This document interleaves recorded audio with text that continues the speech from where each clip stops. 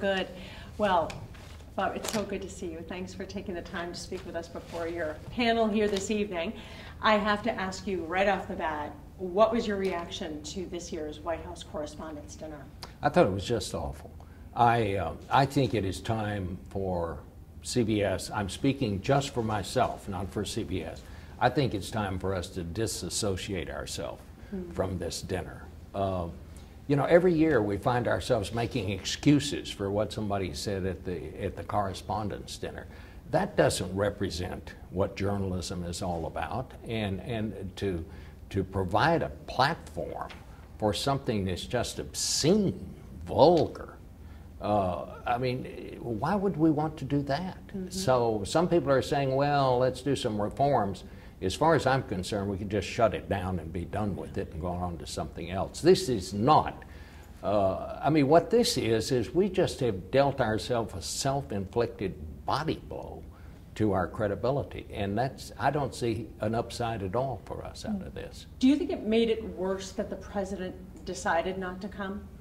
Well, you know, people say, well, you know, it's fair to say all those things because that's how the president acts. Well, I don't take the president as a role model. I mean, with all respect, we shouldn't base how we act on how he or any other president acts. The role of the reporters is to find the truth and to tell people to check on what the politicians are saying and then report what we find.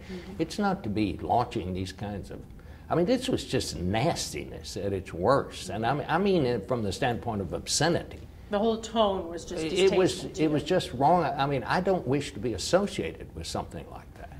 Because let me take you back. In the wake of Watergate, when you were the White House correspondent during the Ford administration, in those years, as you mentioned, as tough as it gets after the country having come through Watergate, a lot of people will say this president does lash out at the media. He makes no bones about it. What on he Twitter, does. Verbally. As a White House correspondent, how would you have handled that? I mean, right now? Yes, if it were you. Well, I mean, the role of the press, look, there are two different roles. The politicians, the government officials, they deliver a message. The role of the press is not to be the opposition party. We're not there to argue with the public officials. We're there to check what they say and find out if it's true. And that's what makes our democracy work. That's what makes us different. We give people independently gathered information that they can compare to the government's version of events. And then they make up their minds what to do about it. Do you think it's getting too personal at times inside that White House briefing room, and then with reporters on their Twitter feeds, for instance, and some of the things they'll say about the president? It's just different. We've never had something like this. You know, I covered Washington for a long, long time, and people have always said to me, you know, you covered the 4 big beats, but I bet the White House was the most fun, right? And I said, well, it was fun, but I said, you know, at the White House, everybody works for the same guy.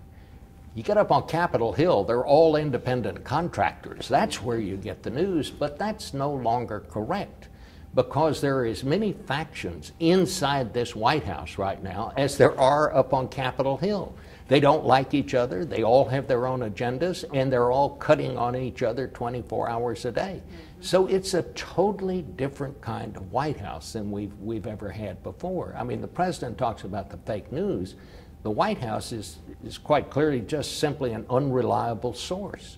And, you know, just because somebody in the White House tells you something doesn't mean that's what the policy is at the moment. And they might be walking it back a couple of days later. And they might not know what the policy is at the moment. But you've got all these competing factions there. And that's why, I mean, I think a big part of Donald Trump's problem is not always about policy, it's about process. They have no one there that simply understands the process of how Washington works, and they have nobody there to help them. I've heard Donald Rumsfeld, for instance, say, well, the American people wanted to elect a non-politician, somebody who hadn't even elected a dog catcher, never mind a governor, as president, and so this is what the American people have to deal with. What's your response to that sort of, you know, learning in real time for this White House? Well, I don't think someone has to be a career politician to be a good leader. But this is the first person who's held the presidency who has either not been a member of the military or not held a public office of some sort. I think there is something to be said for experience, for knowing which button you push. For, you know, you need to have somebody in the White House that when somebody walks in says the men's room's over here and the ladies' room is over here.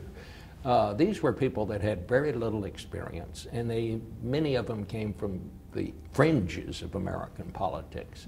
They hadn't really played a role, and it's been a learning process from the get-go. Yeah. Do you like, at times, there's been a big debate on the CNN Chiron. They will point out, the president said this today, that's actually not true. They will point out inaccuracies.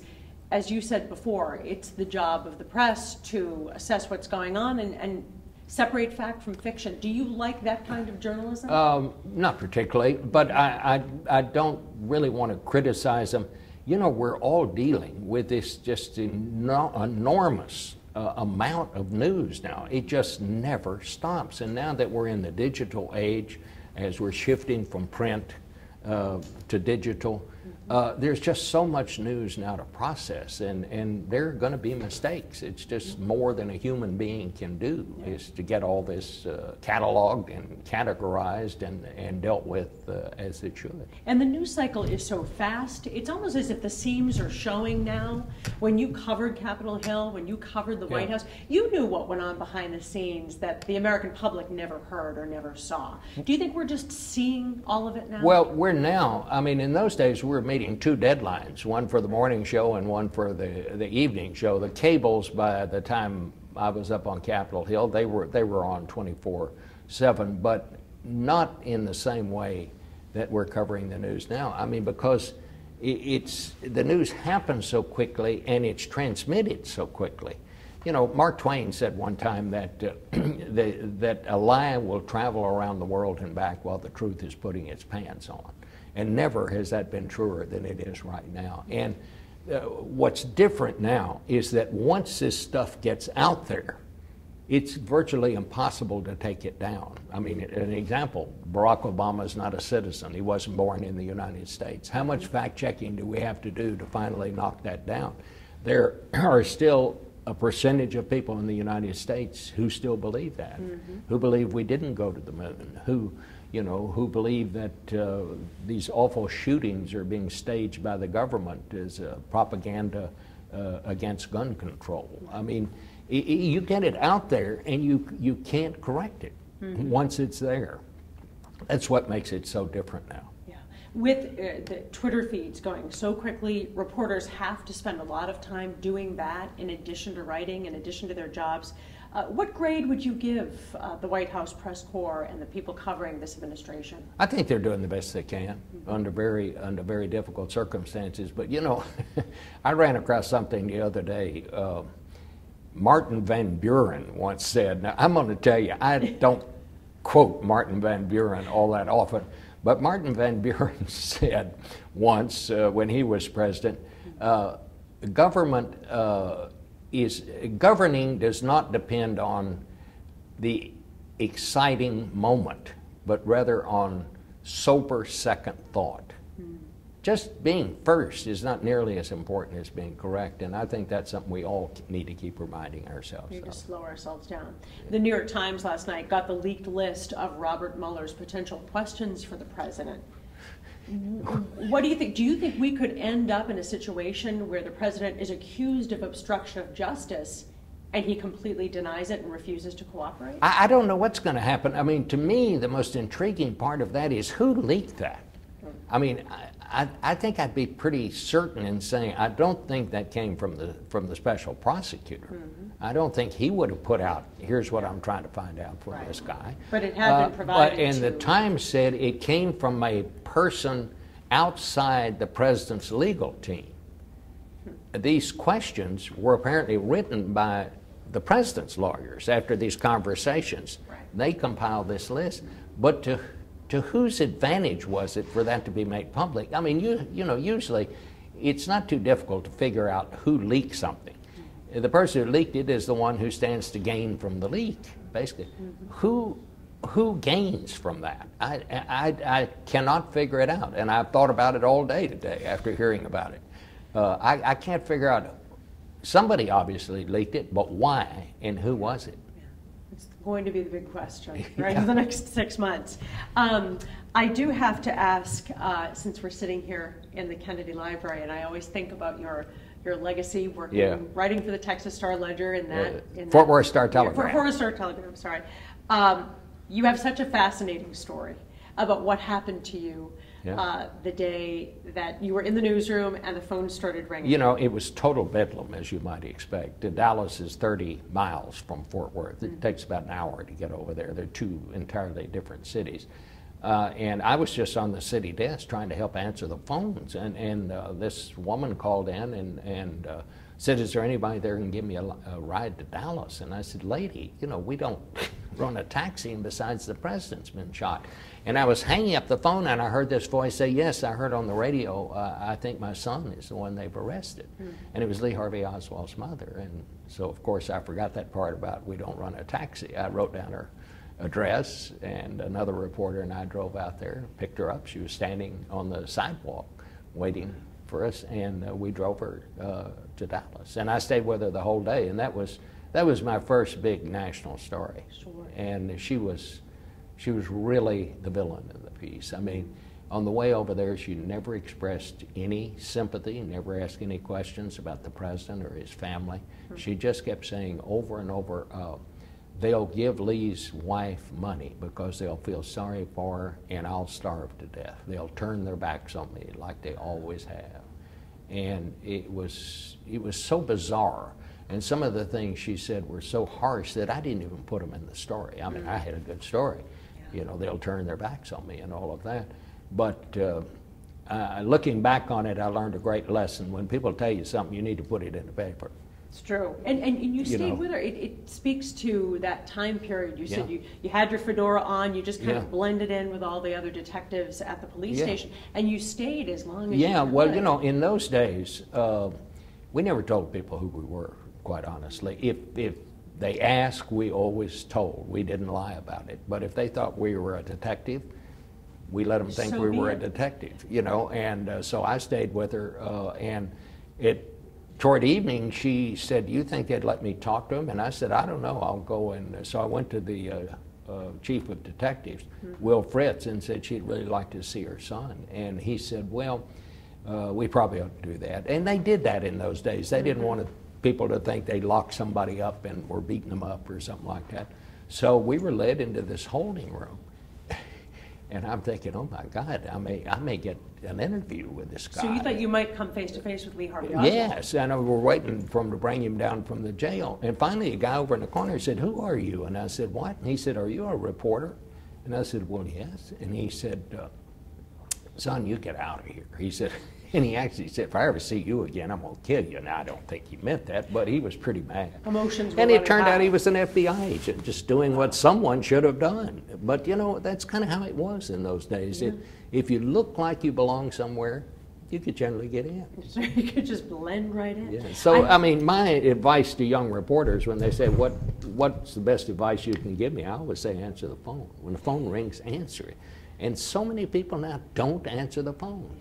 It's in my DNA. I can't, my wife gets so mad at me. She says, "Look and see who's calling. It's one of those telemarketers." But I can't help it. One ring and I'm on the phone. Could be a good lead. Well, who knows? I have to ask, because the president had talked about this in the run-up to the election, that he wanted to release all kinds of information that had never been released before. And just last week, the Trump administration announced that they are going to keep classified still documents related to the Kennedy assassination. As a reporter of that era, what do you think that you hear that? Because I think people thought when they were held for 50 years, obviously that was to allow anyone alive would be dead. At this point, there must be information so vital to that investigation, they don't want anyone who could possibly be affected to still... Or so embarrassing. Or embarrassed to a child or a grandchild. Right? Yeah, I mean, and who knows? And I would never try to, you know,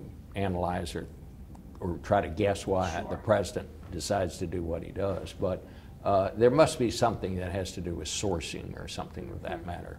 It may not be anything, but I would sure like to know what's left that we don't know about. They just don't want it released at this point. What do you see after what we went through in 2016, looking at the next race for the White House? Can you possibly imagine? I don't know. I don't know, but I think what we need to be focusing on right now is this midterm election this year. This, you know, we always say that every election is the most important one in history. This midterm election may well be one of the most important, certainly a midterm election. I'm not predicting that the Democrats are going to take the House, but I now think that that is possible. And I didn't think that 6 months ago. But there's so many things that are just pumping energy into our political process now, starting with those kids down there in Florida. Right. I think those kids may well be the freedom riders of our time. I think they're going to have, I don't know if they'll pull it off or not, but I think they're having more impact on this debate over guns than anybody has been able to generate up until now. You add to that the Me Too movement and women, the Black Lives Matter.